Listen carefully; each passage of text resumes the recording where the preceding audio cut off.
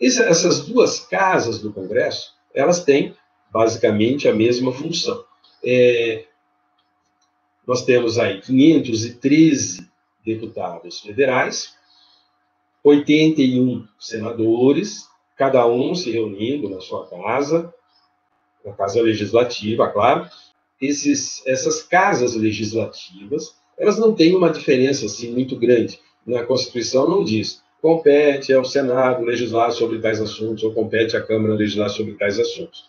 Basicamente, isso não é feito uma divisão de atribuições. Muitas vezes a gente tem, tanto na Câmara como no Senado, discutindo diversos assuntos. A função, então, dessas duas casas é a função legislativa.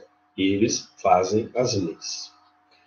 E se a gente for pensar, o que são as leis? Por que eles fazem as leis? Por que eles são eleitos, escolhidos pela forma que são? Nós temos aí, vamos dizer, uma lógica bastante interessante. Primeiro, nós sabemos, pelo princípio da legalidade, que ninguém é obrigado a fazer ou deixar de fazer, senão em virtude de lei. E as leis, estou falando da esfera federal somente, mas isso vale para todas, as leis são feitas pelo legislativo. Se o legislativo fosse uma pessoa só, um ditador, um rei ou qualquer coisa do tipo, nós estaríamos, o cidadão comum, estaria sujeito às vontades dessa pessoa.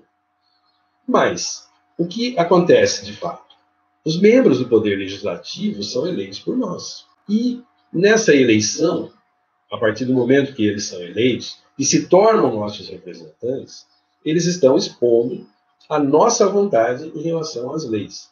Então, pela lógica, nós estamos determinando, nós como cidadãos, nós estamos determinando o que nós devemos ou o que nós não devemos fazer. Essa é a lógica do negócio. Por isso que a representatividade dessas duas casas é muito grande. Muita gente pode falar, mas eu não... O candidato que eu votei não foi eleito, ou o candidato que eu votei acabou mudando de ideia. Não, veja. Na verdade, as pessoas que estão lá, elas não vão perguntar para nós o que nós achamos de cada projeto de lei. Ele nem sabe quem são os eleitores, até porque o voto é secreto. O que a gente sabe nós elegemos uma pessoa ou outra pessoa, não pelo que ele vai fazer, mas pelo que nós imaginaríamos que ele iria fazer. E para isso, nós temos os partidos políticos. Mesmo que a gente não consiga, que a gente não conheça a fundo aquele candidato que nós votamos, que nós elegemos, mas pelo menos nós sabemos que eles são pessoas que fazem parte de um partido que pensa de uma determinada maneira. Isso quer dizer, então, que a composição do Congresso Nacional, ou principalmente a Câmara dos Deputados, é feita a partir dos nossos votos, das nossas opiniões, das nossas ideias a respeito de como devem ser criadas as leis, daquilo que nós devemos fazer ou aquilo que nós não devemos fazer. Então, olhando as duas casas, o que a gente tem? Nós temos lá, por exemplo, o Senado Federal e a Câmara dos Deputados. O Senado Federal é composto de 81 senadores. Como que é dividido, ou como são divididos esses 81 senadores? Esses senadores representam os estados, não a população. Cada estado da federação e também o Distrito Federal possuem 3 senadores. Então, o estado mais populoso, como é o caso do estado de São Paulo, e o estado menos populoso, acredito que seja Roraima, os 2 estados possuem 3 senadores. Isso é feito numa imitação, uma imitação saudável do sistema americano. O sistema americano também criou essas duas casas, onde ele coloca cada estado possui 3 senadores também. Ou melhor, lá nos Estados Unidos eu acho que são 2 só. Mas enfim, nós temos aqui 3 senadores, cada 3 senadores representa o seu estado de origem. E temos a Câmara dos Deputados, que tem 513 deputados, Porém, esses 513 deputados representam a população. Então, um estado que tem mais população tem mais deputado do que um estado que tem menos população. Mas voltando ao Senado.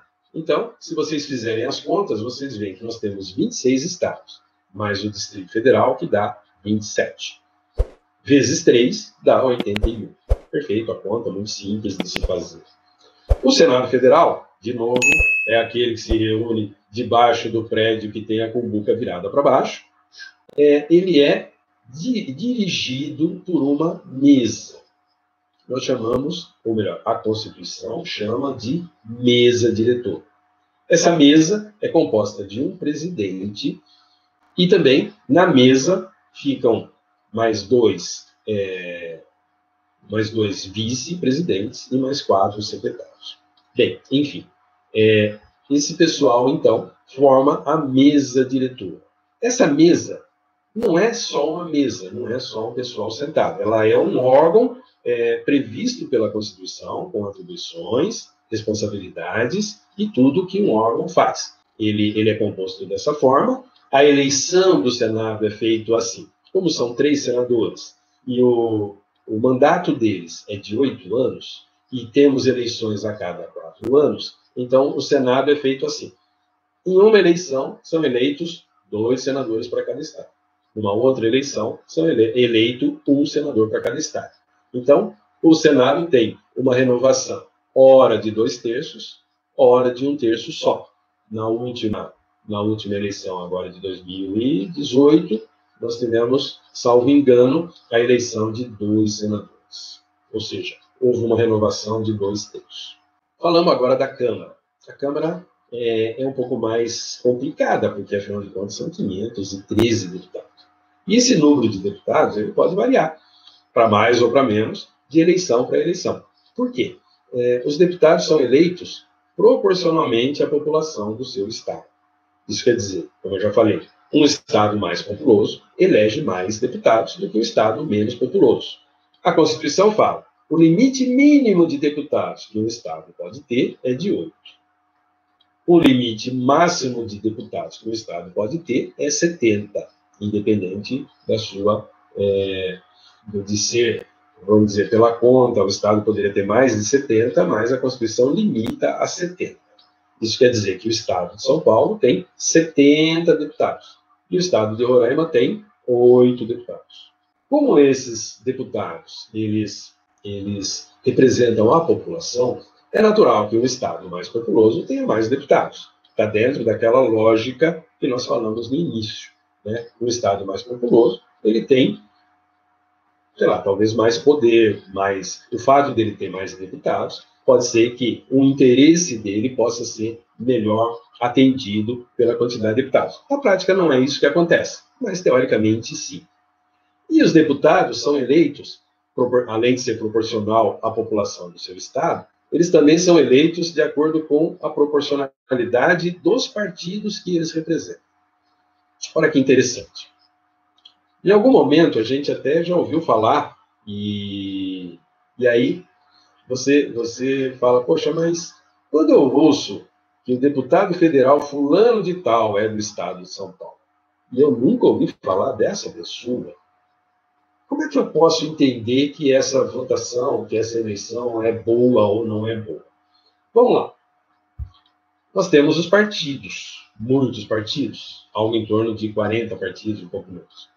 E nós temos, cada partido, então, ele tem lá o seu programa de governo, programa de atuação e tal, escrito, registrado nos poderes públicos, no Tribunal Superior Eleitoral, tem lá os programas de todos os partidos. De modo que, quando a gente vota num candidato, a gente também acaba votando no partido. Vocês sabem que os números dos candidatos, eles começam, os 2 primeiros dígitos do número do candidato é o número do partido. E, no caso do deputado, são 3 números que vêm depois, acho que são 3, que diz quem é o candidato daquele partido. Acho que são 3, porque a quantidade de candidatos é muito grande. Enfim, quando a gente quando a gente vota no candidato, a gente vota inicialmente no partido e depois no candidato. Tudo bem, na hora de digitar lá, é a mesma digitação que a gente faz. Mas a gente sabe que é possível votar não no candidato, mas sim apenas no partido. Se a gente digitar os 2 primeiros números lá do partido e apertar confirma, a urna eleitoral vai confirmar o seu voto. Ela vai dizer que o seu voto é válido, porque você votou em legenda e não no candidato. Isso foi criado, o chamado voto eleição proporcional, foi criado na Constituição, já existia antes, e é uma forma bastante interessante de você eleger os deputados. Por quê? Além da proporcionalidade do Estado, você também tem a proporcionalidade de partidos. Em algum momento da história da população, da história do país, a população tem, eventualmente, uma ideia mais à direita, mais à esquerda, mais a favor de minorias, menos a favor de minorias. Isso é uma coisa bastante comum e bastante imutável. A cada 4 anos, a gente pode ter ideias diferentes da população em geral. E aí, aqueles partidos que são identificados com aquela ideologia que está mais presente naquele momento da população, acaba sendo vitorioso, independente de quem são os candidatos. Por quê? Uma coisa é o partido, é aquele órgão que dá as diretrizes básicas daquelas pessoas que são eleitas por ele. Outra coisa é o candidato, que acaba sendo subordinado às diretrizes do partido. Tanto é que a gente ouve muito quando deputados votam em algum assunto contrário à orientação do partido, há um certo desconforto, tal. Inclusive, há partidos até que fazem processos de expulsão daquele deputado do partido, porque ele foi um deputado infiel. Também existe aquela situação em que o deputado é eleito, o deputado federal é eleito, e ele resolve mudar de partido sem nenhum motivo. E aí, o conceito o cargo é do partido e não do candidato ou do deputado. De modo que se aquele deputado deixar o partido após ser eleito por ele, ele pode realmente perder o cargo, perder o cargo pelo qual ele foi eleito. E por que acontece isso? Justamente pelo voto proporcional. Além da proporcionalidade em relação à população, existe também a proporcionalidade em relação aos partidos. Vamos fazer uma continha. Vamos imaginar que nós tenhamos 500 vagas de deputado. Não vou pôr 513 para não ficar a conta quebrada. 500 vagas de deputados. A Constituição chama essas vagas de cadeiras. Olha só, temos a mesa diretora e temos as cadeiras. Esse foi o vocabulário utilizado na Constituição. Então, nós temos 500 cadeiras para serem preenchidas. A cada eleição para deputado federal, todas as cadeiras são desocupadas e depois ocupadas novamente por outros candidatos, ou por outros deputados, ou pelos mesmos, caso eles tenham sido reeleitos. Mas vamos imaginar, então, uma situação hipotética onde nós temos apenas 500 cadeiras, ou 500 cadeiras na Câmara Federal, e 3 partidos. Olha só 3 partidos. O que vai acontecer? O Brasil inteiro vai votar nos deputados e, no final, nós vamos encontrar o seguinte. Dos 3 partidos, partido A, B e C. O partido A vai ter 50% dos votos. Não importa quem são os candidatos daquele partido. Ele teve, ao todo, 50% dos votos. Estou falando de votos válidos. Tá? O partido B teve 30% dos votos e o partido C teve 20% dos votos. Isso quer dizer que o partido A obteve 50% das cadeiras. 50% de 500 vai dar 250 cadeiras. O partido B teve 30%. 30% de 500 equivale a 150 cadeiras. E o partido C teve 20% dos votos. 20% de 500 equivale a 100 cadeiras. E aí, nós vamos pegar, então, do partido A, os 250 candidatos mais votados daquele partido. Do partido B, os 150 candidatos mais votados daquele partido. E do partido C, os 100 candidatos mais votados. Aí acontece aquele fenômeno que a gente, às vezes, estranha. Muitas vezes, um partido elegeu um deputado com um número X de votos, vamos dizer, 1 milhão de votos. Elegeu. O outro partido, um deputado com 1.100.000 votos, não foi eleito. E aí a gente vê, então, que não há a maioria de votos. Não é uma eleição majoritária, majoritária no sentido de quem tem mais votos é eleito. E sim, o partido que tem mais votos é eleito. Aí acontece o que a gente hoje chama, até brincando, do efeito tiririca. O que é o efeito tiririca, né? O Tiririca, o deputado Tiririca, ele foi eleito 2 vezes. Na primeira vez, ele foi eleito com um número de votos bastante grande. Mas o partido dele era um partido pequeno, de modo que, do partido dele, ele era o candidato mais conhecido. Então, as pessoas não votaram no partido do Tiririca, as pessoas votaram no Tiririca. Então, o Tiririca teve milhões de votos. Na segunda eleição, mesma coisa, pouco menos, mas ele teve também uma quantidade de votos muito grande. E aí ele sozinho conseguiu, eu acho que, 3 cadeiras. Ele sozinho. A quantidade de votos que ele, Tiririca, teve foi o suficiente para 3 cadeiras ou 4 cadeiras. Se eu não me engano, acho que na primeira eleição foi 4, na segunda foi 3. Isso aí é uma coisa que eu devo dar uma pesquisada depois. Ou se alguém sabe disso aí, coloca aqui nos comentários. E o Tiririca, então, ele era membro de um partido, esse partido teve um número de votos, o partido, e esse número de votos dava para colocar lá 3 ou 4 deputados. E aí se pega os deputados mais votados, ou os candidatos mais votados daquele partido. E às vezes, os deputados mais votados, os candidatos mais votados daquele partido do Tiririca tiveram muito menos votos do que um outro de um outro partido maior que não foi eleito. Muita gente entende que por conta desse problema, desse efeito Tiririca, o sistema é um mau sistema de eleição. Eu acredito que não. Na verdade, o sistema é bom, porque o sistema garante o multipartidarismo. E cada partido tem uma ideia diferente a respeito de vários assuntos que implicam diretamente a população. Então, quando você vai votar, é natural que você vá procurar alguém que pense muito parecido ou igual a você. E se você não conhece nenhum candidato onde você deposita totalmente a sua confiança, é muito simples. Você vai até o site do Tribunal Superior Eleitoral, pega lá os programas dos partidos e verifica dos programas aquele programa que é mais adequado para o seu ponto de vista. E você vai lá e procura um candidato daquele partido ou vota simplesmente no partido. Não há problema algum. E aí nós passamos a ter, ao invés de pessoas mandando, pessoas fazendo leis, nós passamos a ter entidades. Entidades que são mais fáceis de controlar do que as pessoas.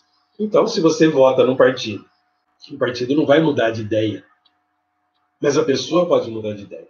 Então, por esse multipartidarismo que nós temos, eu acho bem legal. Então, eu entendo que essa forma de eleição é uma forma bastante interessante. Muita gente fala, vamos inventar o voto distrital, o voto isso, o voto aquilo, mas me parece que até agora não houve nenhum sistema que superasse esse sistema que nós estamos usando. Apesar de haver uma ou outra distorção, mas no geral a distorção é muito menor, muito pequena para poder ser considerada.